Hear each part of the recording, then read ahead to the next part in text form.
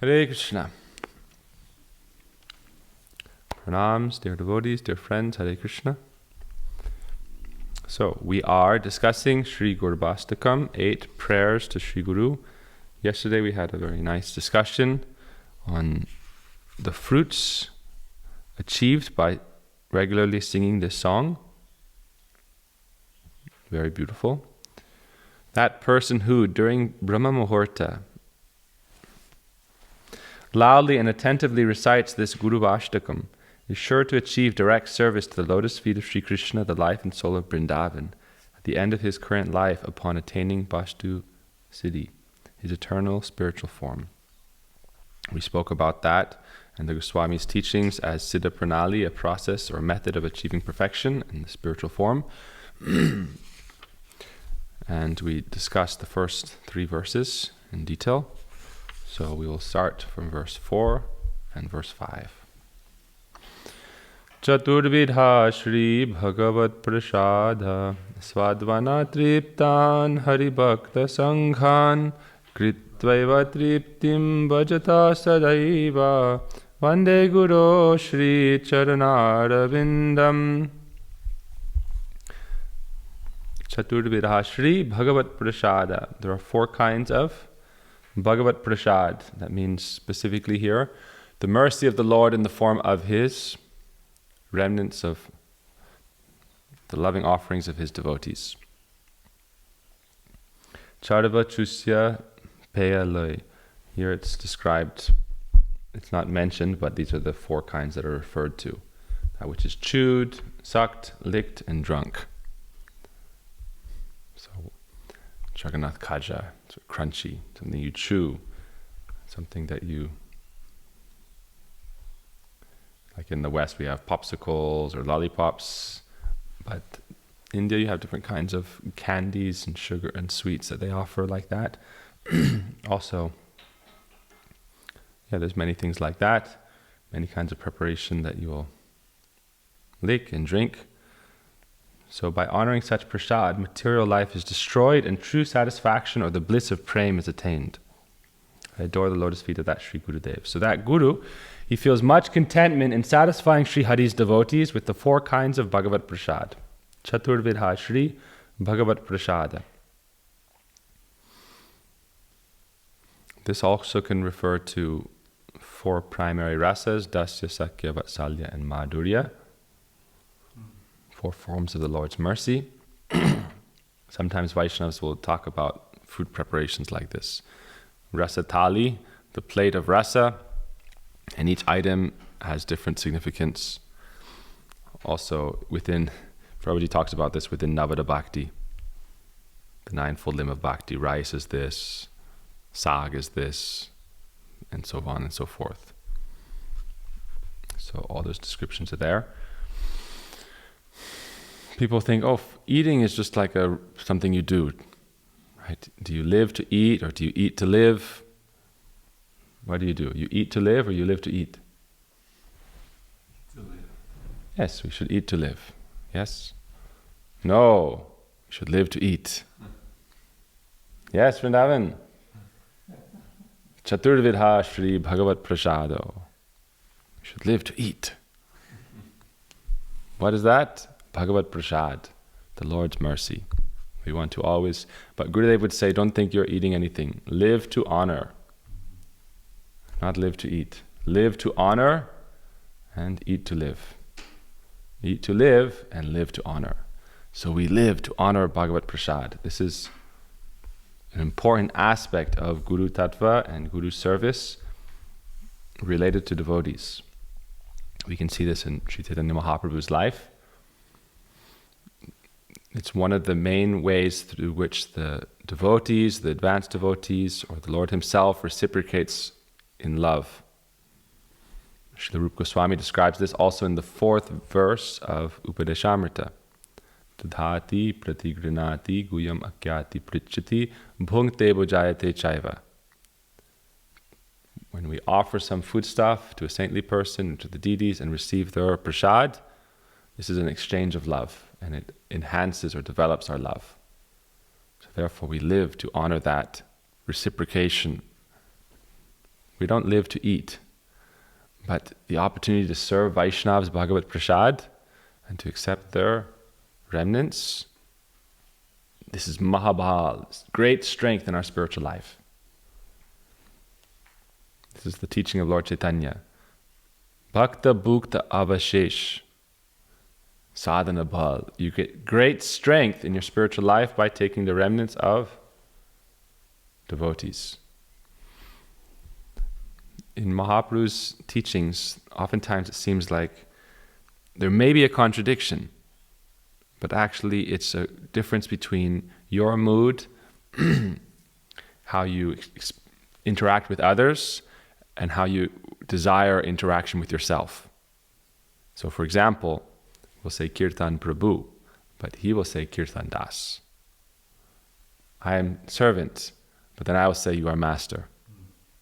Arjuna Prabhu, you are master, and you will say, no, I am Arjuna Das, I am servant. Mahaprabhu said, Amani Manadena, don't desire honor, but give honor to all others. So in the same way, it's said that we get great spiritual strength by accepting the remnants of devotees. We may say, is this only great pure devotees? Only Mahabhagavats? There's stories about this.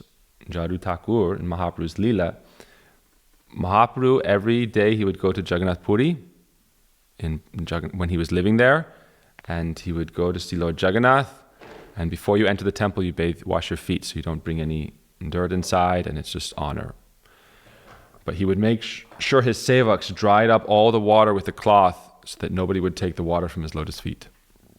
Mahaprabhu didn't want to have this position of honor where, oh yes, take my foot bath water, I am a great personality. He is God himself, but he wasn't doing this.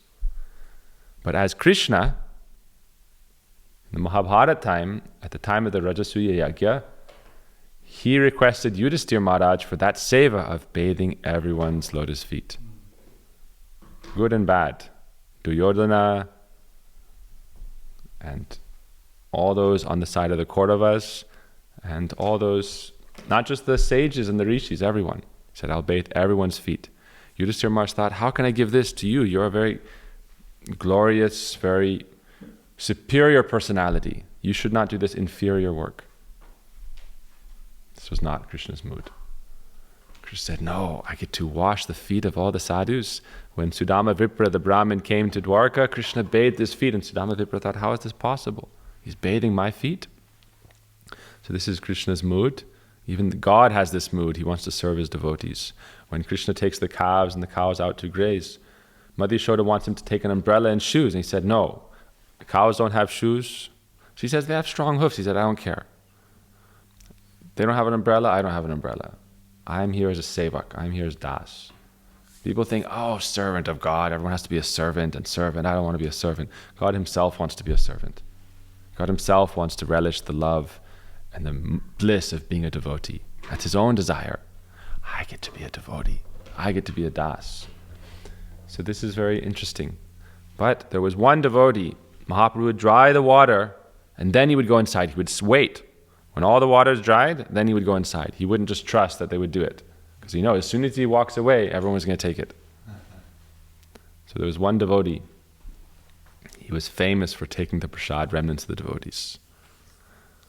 One day he gave these beautiful mangoes to this family of cobblers working with leather. But they were great devotees of the Lord. And he gave it to them. He said, please offer and take prasad. And he lovingly gave it to them. And then he left and hid outside. And he waited till they had eaten. And then the wife put the skin and the pit outside in the compost area. And then when they were back inside, not to disturb them, he knew if he asked, they wouldn't give. And because that's, again, Das and Prabhu. I am servant, you are master. If everyone has that mood, I am servant, you are master, then there's no fighting in this world. Because everyone's humble and giving honor and receiving honor.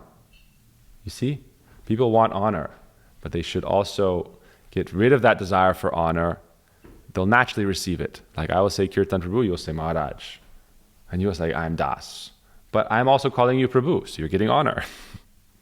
So if everyone learns this culture of giving honor without desiring to receive it, they'll receive it and give it, but without this false ego that, I must be worshipped.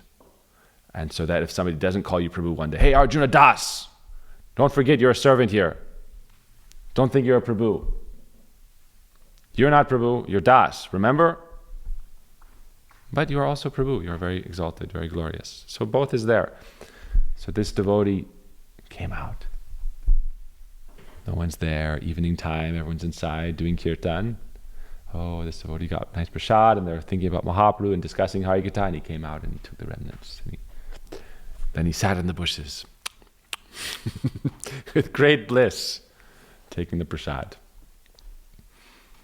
Then, one time, this devotee was in Jagannath Puri when Mahaprabhu was bathing his feet, and before they got even a chance to start drying it up, they were just pouring it on Mahaprabhu's feet, and immediately he went down and just took it like this. And Govinda looked up like Mahaprabhu was going to chastise him very strongly, and Mahaprabhu just smiled. And he drank it. And then he went for again, and he drank it, and then Mahaprabhu said, okay, enough. You see how he got the mercy of Mahaprabhu? No one else got that mercy, but he got that mercy because he had faith in the devotees. Not only the Brahmins, the higher castes, simply cobblers, but they were great Vaishnavas. And so Mahaprabhu gave him his mercy. There's a story of our Param Gurudev who took the remnants. He wasn't eating. His name was Jyotsna, like beautiful full moon. He was very fair and beautiful. And he wasn't eating for years, just taking breast milk. But he wasn't eating. And everyone was worried about him. They asked their guru what to do. And he said, oh, there's a family of Vaishnavas and a low caste, but a great family of Vaishnavas. You should go and ask their remnants. His mother was a landlord, very wealthy aristocrat. So she arrived at their home and they were, oh, great landowner personality, you have come. They gave her a nice seat. Why have you come? Please forgive us if we've done anything wrong. We're just very menial, humble servants here. Somehow or other maintaining our life and giving you every month something. So then she said, no, I have come. I want to, help you. Maybe you can make some prasad together or something. Like, it's very strange. Oh, you want to cook prasadam with us? Or you want to see us have prasadam? Will you eat with us? He said, no. And they thought, is this some test? What is she doing here? She said, no, please take, please eat. They were very scared. And then with great fear, they were eating. She's just waiting there. What's going on? Is she going to kick us out or something? And she was being very humble and soft and sweet. And afterwards she said, okay, I'll go. No, you take some prasad. She said, no, I'll take some of your remnants. Because they were saying, how can we eat before you? You must eat. You are superior, we are junior, we are inferior, lower caste. She said, no, please, this is my guru's instruction. Please, I'll tell you afterwards. So they took with great hesitation, and then she said, please give me some of your remnants. Your remnants? Our remnants? Devotees will never give their remnants. This is the point. There's a song we sing. Sometimes we think, oh, Guru Abhimana Tyaji, give up this Guru Abhiman, false ego that you're some great personality. Nija Ushtastadi Dhani, and you're giving your remnants to everyone here. Take my plate, everyone eat, and you're watching. Yes. This is not the mood of the Vaishnav. They want to take the remnants of devotees, but they don't want to give their remnants. So this is the Lila of the devotees. We used to play a game with Gurudev, not with Gurudev, but with the devotees around him, the brahmacharis, like the touching feet game. Yes, devotees know this game. We used to play it we'd go on festivals with Gurudev, and the game would pick up 3 months later because you'd meet each other again. So it's like the touching feet game. Prabhuji used to play it too. Prabhuji would touch the feet of all the brahmacharis, massage their feet by force. Right? So we used to play this with all the different, with Sripad Madhav Maharaj, when he was Naveen Krishna Brahmachari, he was expert at this game. He was very agile, very athletic, very skilled at this game. We would fight. And you'd wait, someone's just walking along, and then you'd hide in the bushes, and then you'd jump out and touch their feet. And then you got me this time. And then you're just walk around, and then all of a sudden someone grabs your feet. You don't know, where is it coming from? And you're walking down the stairs, and someone's waiting at the bottom of the stairs. What are you going to do? So this is the devotee touching the feet game. But this isn't a game. This should be done with honor and respect, but it's a mood. It's a mood of showing true devotion and honor. So they finally gave this to the landlady, owner, and she gave it to her son, and then immediately he began to speak and take prasad. Before he wasn't even speaking and taking prasad. So he wanted to show the glory of the devotees' prasad, and that this isn't according to caste or anything like that. Jai bhaja shebara. Kiba vipra, kiba nyasi, shudra kenanoi. Whether one is a shudra, a vipra, sannyasi, Jai Krishna Tattva Veta Se Guru Hoy. Those who know Krishna Tattva, they can be guru, and they are exalted and they should be honored. So this principle is fundamental to Vaishnavism. Vaishnavism is beyond any caste consideration.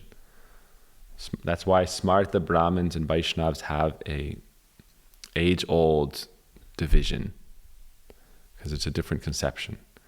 We honor Brahmins. Go Brahmanya Hitaya Cha Jagat Hitaya Krishnaya Govindaya. We honor, they are worshipable, but not just by birth. And if they are Brahmin by birth, we also honor. But Vaishnava is superior to any of these considerations.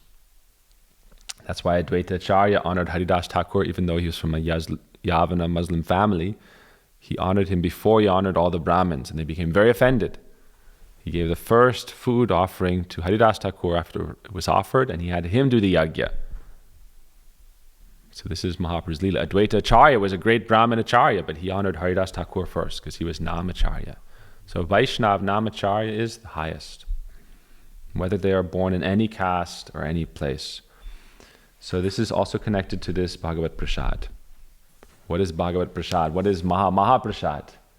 That means when we offer to Krishna, then we offer to Idam Maha Prasadam, Ain Guruve Namaha Idam Maha Prasadam, Om Sarva Brajavasi Bhyo, Sarva Saki Bhyo, Purnamasi Bhyo, Brinda Devi Bhyo, Sarva Saka Bhyo, Sarva Bhakte Bhyo, Sarva Guru Vaishnave Bhyo. Then you take that last remnant, and this is Maha Prasad. So we should live to take that Maha Prasad. Chadurvidha Shri Bhagavat Prasado. When Mahaprabhu was in Jagannath Puri, he would say, Akanda Puriya Prasad Sevan, you should take prasad up to your neck. Then Kabuna Bhadibo Maya Taranga, the waves of Maya will never disturb you. You have no space for Maya to enter. So sometimes devotees are known to end up with health problems because of this idea. More halava, more sweet rice.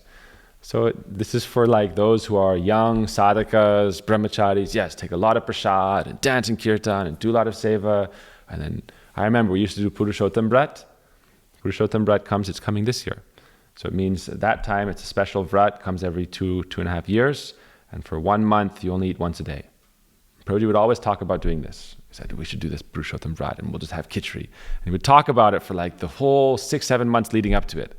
And then it would start, and he would make the biggest feasts we could ever think of. It was like huge feasts.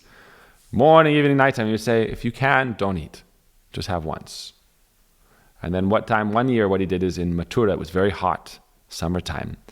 Every morning he would make like 100 liters of lassi. And brahmacharis would take like 2 liters each in the morning time. And then feast, lunchtime, huge feast, then you just sleep in like a food coma for 2 hours.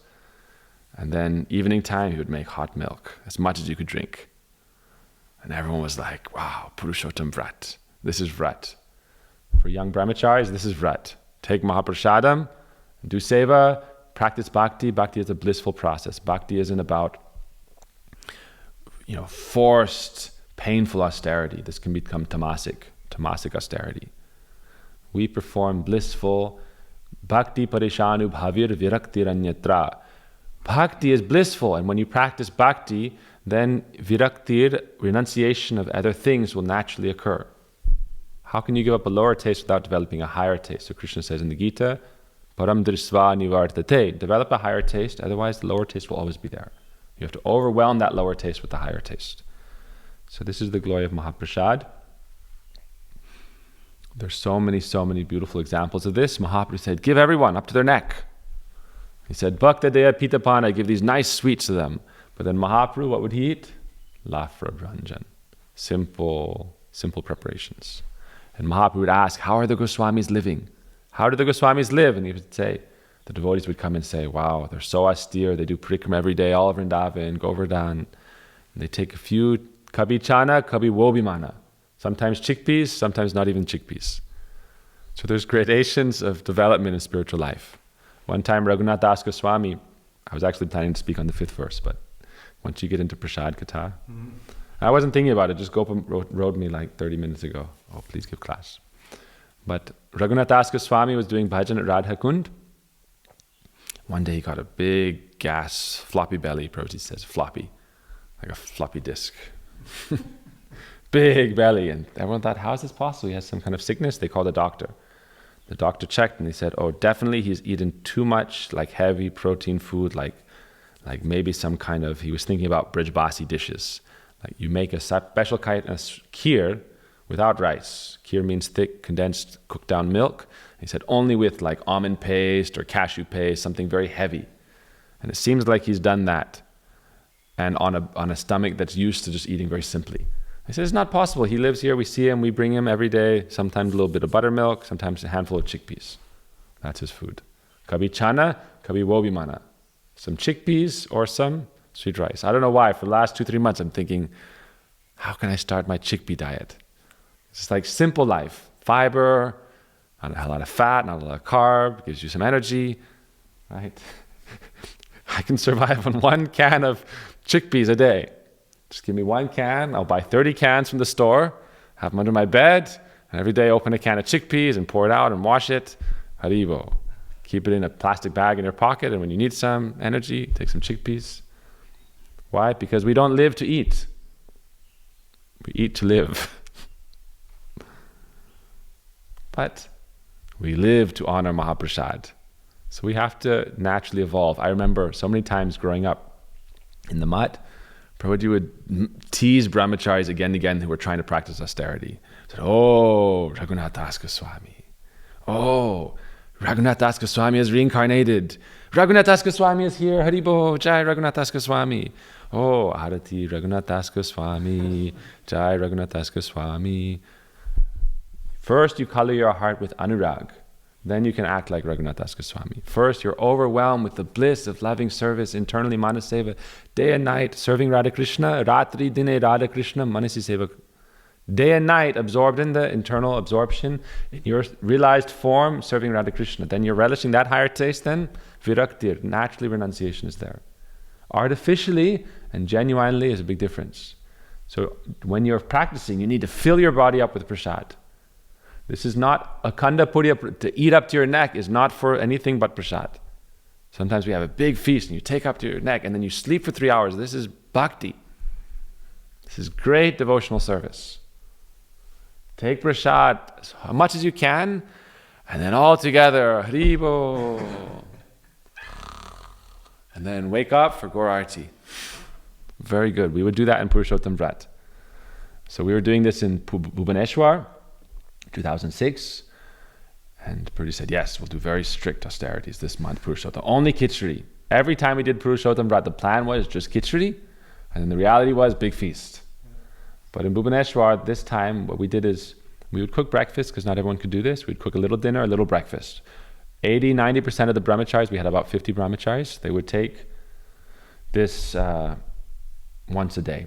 But Prabhuji himself would cook, and he would cook like 15 items of like very gourmet specialty, like not for, when you're cooking for 500,000, 1,000 people, it's one style. When you're cooking for 50 people, for us, that seems like a lot. But for Prabhuji, that's like, oh, 50 people, I can make gourmet, 15 items a day, very nice. Prabhuji was just teasing like 2-3 days ago. He told Hari Krishna Puri, he said, oh, I'm not worried about festivals in New York. Rasik Maharaj can cook for 100 people in like half an hour. Why? You just get a bunch of chickpeas, get a bunch of tomatoes, get a bunch of, this or that, and like put it together and make it taste good. That's cooking, right? Mix the ingredients together, heat it up, make it cooked, and make it taste good. So if you know how to do that, then it's just like, okay, you have enough firepower. If you have enough firepower, enough chulas, enough burners, and the ingredients ready, then you can fatapat do it very quickly. So Prabhuji would cook a huge feast, and then he himself would serve it out to make sure everyone got a lot. Then he would bring the sweet rice and put a huge amount of sweet rice, and everyone would take prasad, and then from 2 p.m. to 4 p.m. everyone was out. Afternoon siesta. Oh, this is not bhakti, this is laziness. This is bhojan, not bhajan. Bhojan, this is eating, not bhajan, spiritual life. This is not Guru's mood. Guru's mood is, how can I give them spiritual potency and mercy and love? How? How can I do that? Whatever means necessary. Bam! by whatever means necessary. How do we do that? When baby, what does the baby need? Baby needs breast milk, baby needs food. Goo goo gaga. That's all it knows. Right? Goo goo gaga and give something. So if we can give the Lord's mercy through prasad, take more, then you become more and more strong, then this develops so much power. This is for prasad. If you can take, it's described, if you can take prasad for like 6-7 years of your life without taking so many different like onions and garlic and tamasic things and things that make your consciousness lower, then all the cells in your body become prasad. Then it's very easy to practice bhakti because your body becomes favorable. In the Veda it says, ahar shuddha sattva suddha. If your diet is pure, then your existence becomes pure. Ahar shuddha sattva suddha. If your diet is pure, your existence becomes pure. So people think, what does diet have to do with spirituality? This doesn't understand the basic mechanics of the body, mind, soul dynamic. We're a soul, but we're embodied soul, and we have the conduit of the mind, and the mind is affected by the body, and so we take drugs, we get inebriated, intoxicated. When we take good things, it affects, it helps, it becomes a favorable environment. It's called avesh, good environment. So we have to create a good environment. If we don't have a good environment, then how can we, when we're spiritually weak, become spiritually strong? So that's a good environment. That means our own body and our own mind become purified by Bhagavat Prasad. Bhaman Goswami Maharaj, he was glorious for, he would say, my whole body is prasad. That's why I'm able to do bhakti. Because since the time his mother had him in the womb, she only took prasad. He said, my whole life, I only took prasad. There was never a time in my entire life when I took anything that wasn't prasad. You can imagine. His mother had him in the womb when she came to Navadvip, and she would serve all the devotees. She was lady and pregnant, so she would not serve prasad out. But afterwards, she would clean up all the leaf plates, and she would collect any fallen grains of rice. And she would dry them, and the entire year, before Navadvip Parikrama, every day she would eat that rice, remnants of the devotees, before anything else in her day. That was that lady. She would clean the whole 15,000 people, and so 10, 15 people were cleaning up, and she would clean up and think, yes, and collect all the grains of rice. And she would have a big bag and say, yes, my treasure chest is full for this 1 year. The dividends, I can live off these dividends, this investment for 1 year. Mahaprasad. So then when Bhaman Goswami Maharaj was born, he is a pure devotee, but this shows the glory of Mahaprasad. Narad Muni. How is Narad Muni so powerful? It's that at one time, by the permission of the sages, he took their remnants. And then that mood of pure devotion in their hearts and the mood of detachment from worldly affairs in their hearts, that entered into him. So he became completely disinterested. They gave him the mantra, and he would chant this mantra, and he became very spiritually potent, so much so that very soon after that he had darshan of the Lord. The Supreme Lord appeared and gave him a vision, and then his whole life he followed bhajan very nicely until he achieved the spiritual form. So this prasadam is integral in the process of Siddha Pranali, the method of achieving perfection. We cannot take out this 4th verse and think, oh, I'll do bhakti and bhajan. But no 4th verse. But as we progress, gradually we must become like the Goswamis. Why? Then we take another kind of prasadam. So back to Raghunath Das Goswami. Raghunath Das Goswami, oh, you ate almond kheer, 1 kilo of almond paste, and then milk and boiled down and with beautiful sugar and spices and cardamom, and it's very thick and creamy. Prabhupada used to make this everyday Purushottam bread. And more, and then you just take it and pralay for 2 hours. But this makes people seriously strong. All those people who took it, they're all now sannyasis. Prabhupada fed that kheer, and now there's 10 sannyasis. Whole life brahmachari, now sannyasi. Why? By the power of that Mahaprasad. Mahaprasad, Harikatha, Kirtan, this is Shakti. Everything else is, Vyakti. Distance. So, distant to bhakti. So then they came and asked Raghunath Das Goswami, how is it that you have this bloated stomach The doctor's saying it's from some kind of heavy preparation, like an almond kheer. And Raghunath Das Goswami smiled. It was Radharani's desire that they understand the potency of the internal state of absorption. That simply by he said, yes, what can I say? Because they said it's not possible. He's such a renowned sadhu. There's no chance that he's hiding somehow, eating a bucket full of almond kheer. How is it possible? So they said, oh Raghunath, what has happened? And he said, oh yes, every day in my Manasi Seva, I'm cooking this for Srimati Radhika to offer Krishna. Every day in my mind, I'm cooking this and Srimati Radhika is giving Krishna. But today, Krishna said, it's so tasty, who is making this every day? And then Srimati Radhika looked to Lalita, and Lalita said, oh, this is Rati Manjari is making it every day. And Krishna said, oh, you should give her some of this. Let her taste how good it is. It's so amazing, so much love. And so all the Sakis were saying, no need. All the Sakis and everyone said, more, take more, have another scoop, more almond kheer. And Raghunath said, what can I do? So now this is bloated stomach. So people think of Raghunath Das Goswami as very austere. Vairagya, Patanera Rekha, his renunciation is like line and stone, so austere. But this austerity is only external expression of his internal bliss. That's why when sadhus become elderly, you have to be very careful taking care of them, because they have no attachment to this body. They'd be happy if they left at this moment, because they're so absorbed in that Swarup Siddhi, they're just waiting for Vastu Siddhi. Just like this song says, as soon as they give up this body, Vastu Siddhi. And so therefore, as Bhav starts to awaken, then you realize that in your heart, but then sometimes you have to come into external awareness and you have to deal with things in this world. That's why Vaishnavas, as they become older, they become more withdrawn from affairs. I just want to do bhajan. Let me do bhajan and let things be managed without too much extra effort. Efficiently, easily, simply manage everything. So this is the mood of the Vaishnavas. You can say, how is it possible that Vaishnavas are healthy and eating very little? This happens with sometimes great Vaishnavas. Bhaman Goswami Maharaj, we spoke about, right? From his childhood, he only took Mahaprasad, his whole life, only prasad. But when he was elder acharya, his sevaks, his assistants, would try to get him to eat, and he wouldn't take. He said, I'm too busy. I said, Guru Maharaj, you're just sitting here in your chair, like kind of relaxed and chanting, meditating. Guru Maharaj, take prasad, please. With great love, Guru Maharaj, take prasad, please, little bit. And you say, I'm too busy. What is busy? He said, Swami is giving me this seva, and then this seva, and then this seva, and this seva, and you want me to serve this body?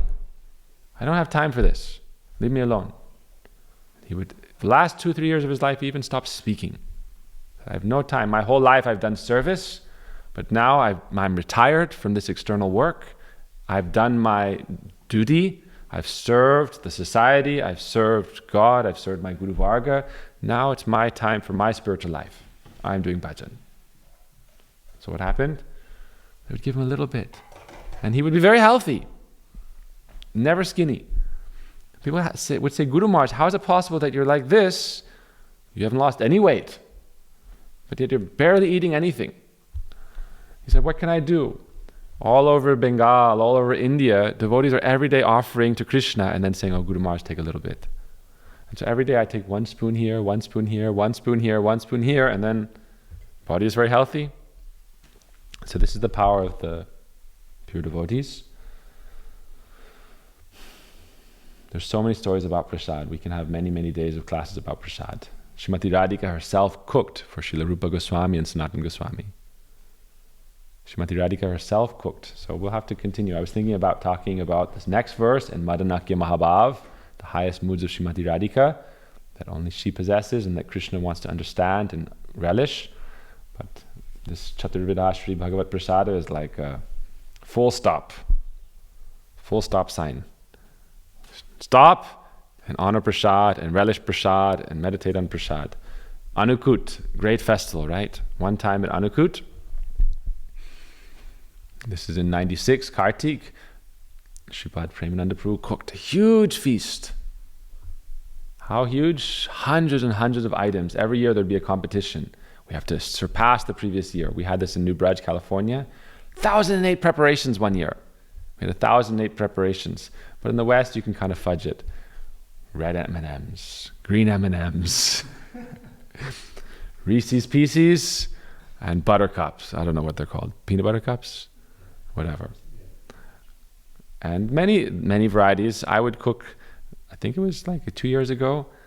You make like a big pot of rice, and then you add cashews to this bit, and raisins to this bit, and green peas to this bit, and corn to that bit, and that spice to this one, and this spice, and saffron there, and cardamom there, and this one there, and garam masala there. And you can make one, you roast a bunch of semolina for halava with ghee, and then you make 6, 7 syrups. And so you can be roasting the semolina and have 6 syrups. Or you can make one main syrup and then add it to a pot with some blueberries, add it to this pot with some raspberries, add it to some pot with some pineapple, add it to some pot with cashew, with coconut, and you can make very quickly many items. I was cooking like this with 4 burners, small burners, but I had one assistant just to fill up bowls with preparations. Quick, we need another one, and empty the pot, wash it again, put it back on the stove. And it was like, we would do a chapan bhog like this for Janmastami, for Ram Navami. In Mathura, this was my seva, making chapan bhog. So we would have small 2-burner stove, but we would just do one after another, and small items for like 2 bowls for Thakurji. There's so many stories of Mahaprasad. There's so many stories of Mahaprabhu's Lila, Advaita Acharya, Sarvabhauma Bhattacharya serving Mahaprabhu. Mahaprabhu would eat a very little, but then the devotees would try to get him to take more and more and more, and Mahaprabhu would accept. And sometimes people didn't understand, but we should understand this is an experience, an exchange of love. It's not about gluttony. Gluttony is a vice. Don't be gluttonous. But Mahaprasad is an ecstatic expression of bhakti. There's a difference. It's completely different. We are not glutton, we're not into hedonism. Gaudiya Vaishnavism is the opposite of hedonism. So people think you're dancing ecstatically, you must be taking drugs, you're taking a lot of food, you must be having a lot of sensual enjoyment. That's not Gaudiya Vaishnavism. Completely opposite to Gaudiya Vaishnavism. But for devotees, they're not miserable and suffering, they're blissful. And as they develop higher and higher in bhakti, then they develop viraha, separation. But when you don't have separation, you shouldn't artificially pretend to. You don't experience separation from Krishna, and you're always lamenting separation. So you should just experience the bliss of devotional service. Be happy in that, knowing that you're going towards the destination of the highest goal of life. So when Prabhuji cooked this Anukut feast, Gurudev called him, "Who has made this feast?" Gurudev said, "This is the closest you'll get to the Goloka Vrindavan feast."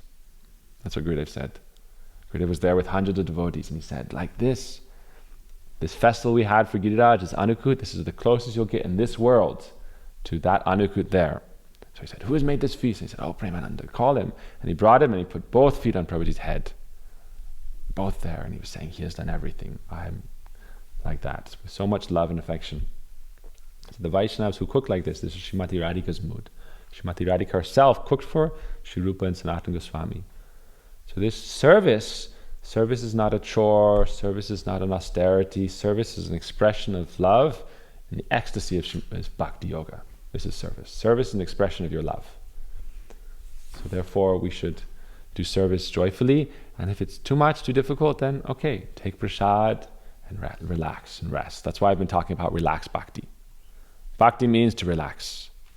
On one hand we say, Tivrena bhakti yogena, you must be very energetic. Yes, but you should also just be able to relax and be free of stress, because spiritual life, bhakti is not the difficult path in spiritual life. Bhakti is the simplest path, the most blissful path, sukavaha, easily achieved.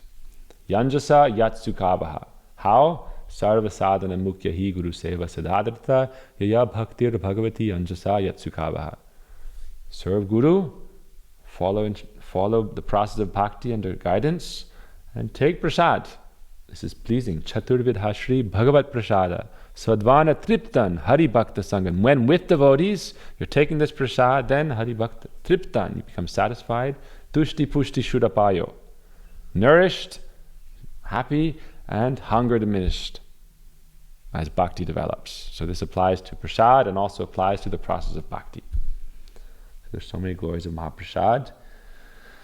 I remember sitting with Gurudev at Radha Kund, Gurudev would sit with all the devotees, and people would be serving. I got to sit very nearby, like Kirtan Prabhu was there, and Madhav Maharaj, and different associates, Ban Maharaj, and Tirtha Maharaj before, Naveen Krishna, and Subhananda, and Sukhananda, and Rasananda Prabhu, and Gurudev would take Gulab Jamun, and he was still that time in his mid-70s.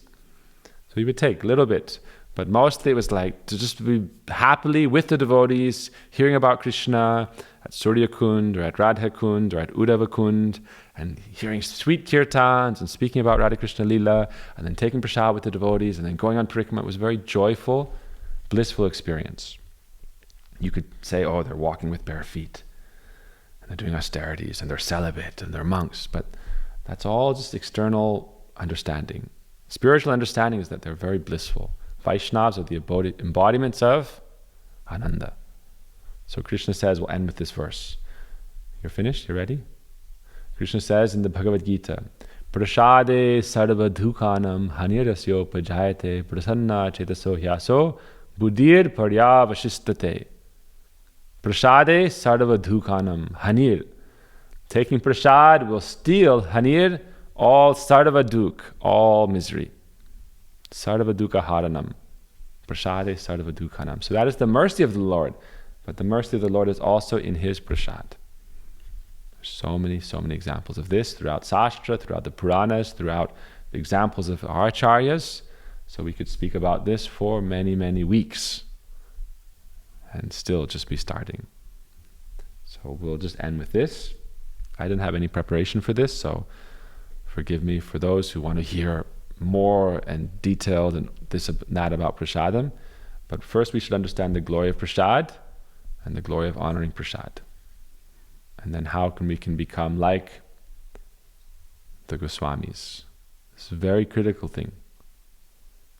That's why I've said, what does it mean to be like Das and call everyone Prabhu? Because Mahaprabhu said, Bishair ana kaile malin hoyaman. Malin man hoile nahi Krishna smaran. If you eat the food offered by sense enjoyers, your mind becomes contaminated with the desire for gross sense enjoyment. You cannot meditate on Krishna. So what to do? Take prasad, not take prasad? Who's cooking? Who's preparing? Who's arranging? And many considerations come into play. But when you're Kanishta Vaishnav, just be simple, take much prasad as possible. When you're Madhyam Vaishnav, more consideration. And when you're Uttam Vaishnav, more consideration. So be happy in the stage you're at. Take prasad, be blissful. It said for sadhus, for renunciants, Jivera lalas jay uti utidai, those who live to eat.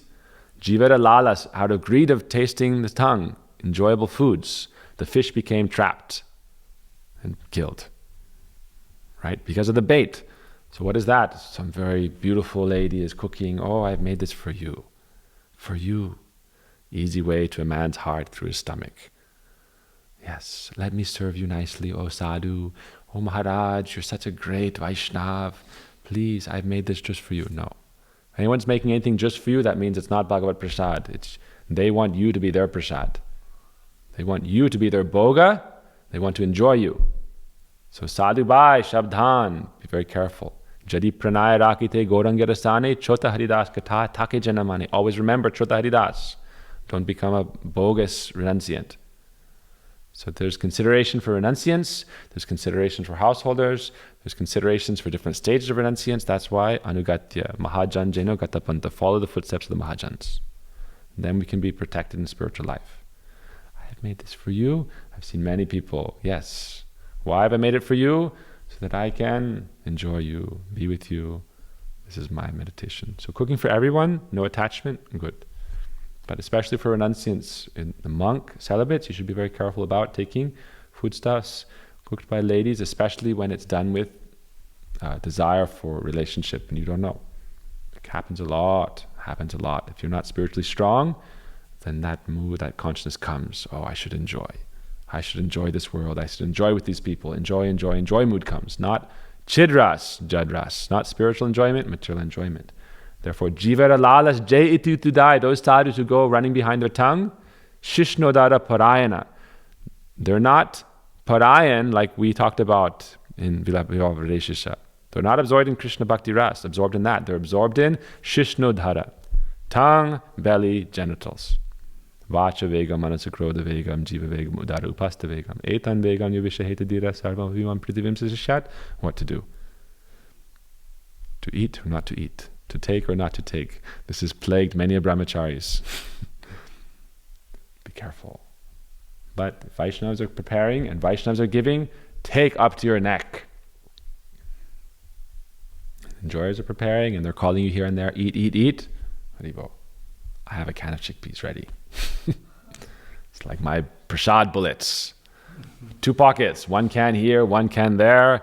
All you need is a tap and you rinse out the sodium, an extra salt, and then you take a few chickpeas and energy is there. So this is, considerations are there. Okay? Hare Krishna. Vancha kalpatarubhasya kripa sindhubhyo cha patidanang pavanebhyo vaishnavebhyo namo.